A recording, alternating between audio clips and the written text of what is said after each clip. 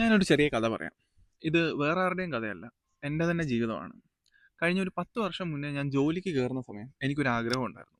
എൻ്റെ 32ാമത്തെ വയസ്സിൽ റിട്ടയർ ചെയ്യണമെന്ന്. അങ്ങനെ വർഷങ്ങൾ കടന്നുപോയി. പക്ഷേ ഇൻട്രസ്റ്റിംഗ് ആയിട്ടുള്ള ഒരു ഫാക്റ്റ് എന്തെന്ന് വെച്ച് കഴിഞ്ഞാൽ, എൻ്റെ 32 എന്ന് പറയുന്ന ടാർഗറ്റ് എനിക്ക് എൻ്റെ 29ാമത്തെ വയസ്സിൽ അച്ചീവ് ചെയ്യാൻ പറ്റി. അതിൻ്റെ പിന്നിൽ ആക്ച്വലി ഒരുപാട് കഥകളുണ്ട്. അത് ഞാൻ വഴിയേ പറയാം. പക്ഷേ അന്ന് ഞാൻ കണ്ട എൻ്റെ റിട്ടയർമെന്റ് പ്ലാൻ എന്ന് പറയുന്നത് ഒന്നും ചെയ്യാതെ വീട്ടിൽ ചുമ്മാ ഇരിക്കുക എന്നുള്ളതല്ല.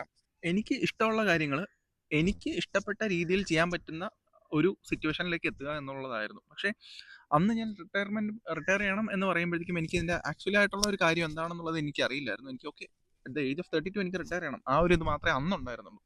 പക്ഷേ ഇപ്പൊ തിരിഞ്ഞു നോക്കുമ്പോഴാണ് എനിക്ക് ഓക്കെ ഇതായിരുന്നു എനിക്ക് വേണ്ടിയിരുന്നത് എന്നുള്ളൊരു കാര്യം എനിക്ക് മനസ്സിലാവുന്നത്. ഇപ്പോഴത്തെ ഒരു സമയത്ത് ഞാൻ കുറേ കാര്യങ്ങൾ ചെയ്യുന്നുണ്ട്. അതായത് എനിക്ക് കൃഷി ചെയ്യാൻ ഭയങ്കര ഇൻട്രസ്റ്റ് ആണ്. സോ ഞാൻ കൃഷി ചെയ്യുന്നുണ്ട്. പിന്നെ ഓക്കെ എൻ്റെ ലൈഫ് ഞാൻ ഒരു പരിധി വരെ ഡോക്യുമെന്റ് ചെയ്യാൻ വേണ്ടിയിട്ട് ശ്രമിക്കുന്നുണ്ട്. ആക്ച്വലി ഞാൻ പോസ്റ്റ് ചെയ്യാത്തതായിട്ടുള്ള കുറേ സാധനങ്ങളുണ്ട്. അപ്പം ഞാൻ ആക്ച്വലി എൻ്റെ ലൈഫ് ഡോക്യുമെന്റ് ചെയ്യുന്നുണ്ട്. മീൻസ് ലോഗായിട്ട് വീഡിയോ ആയിട്ട് ലോഗ് ചെയ്ത് വെക്കുന്നുണ്ട്.